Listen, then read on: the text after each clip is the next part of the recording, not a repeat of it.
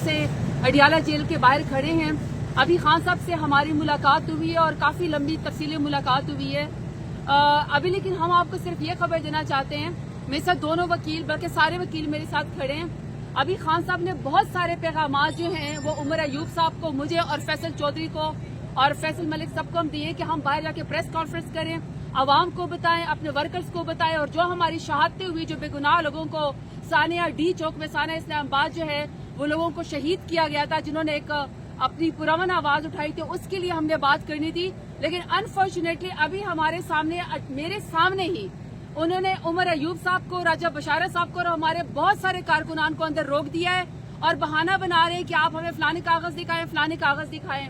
ये बहुत ज्यादा इस वक्त जुल्म हो रहा है, जबर हो रहा है, बर्बरियत हो रही है।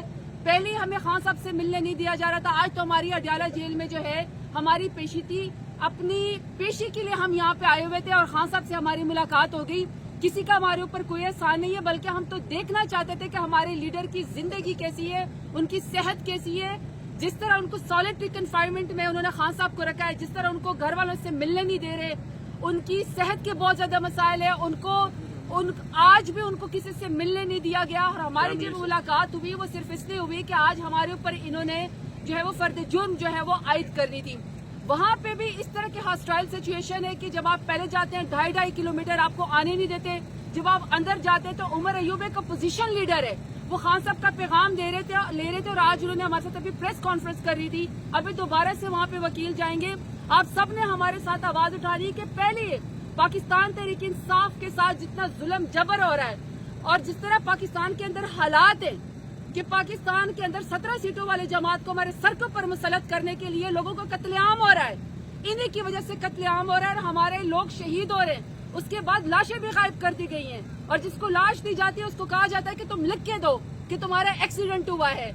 यानी कि ये मैंडेट चोर और वोट चोर तो थे ही, अब ये कफन चोर हो गए, अब ये लाश चोर हो गए। निहत्थे लोगों के ऊपर इन्होंने गोली चलाई थी।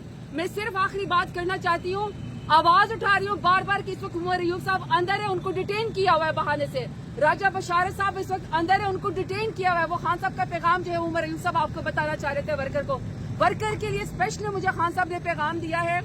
खान साहब ने कहा है कि आप मेरे बहुत बहादुर टाइगर्स हैं, आप मेरे बहुत बहादुर टाइगर्स हैं, मुझे अपनी कौम के ऊपर फख्र है। और खान साहब का दिल इस कदर दुखी है शहादा के ऊपर, उनको फिक्र है कि निहत्थे लोगों को पर वहाँ गोलियां चलाई गई हैं और रियासत ने उनको जाके गायब कर दिया है।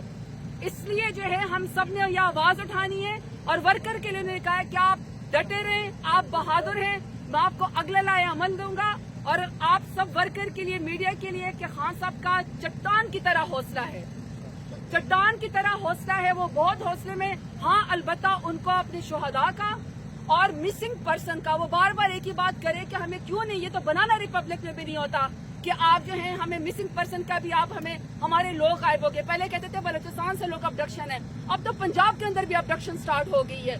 तो इसलिए उन्होंने वर्कर्स की जुर्रत को सलाम किया है। खवातीन के लिए स्पेशल उन्होंने पैगाम दिया कि आप बहुत बहादुर हैं, चादर और चार दीवारों को पामाल किया जा रहा है। लेकिन आज जो उमर अयूब साहब के लिए आप प्लीज इसके लिए आवाज उठाए हैं।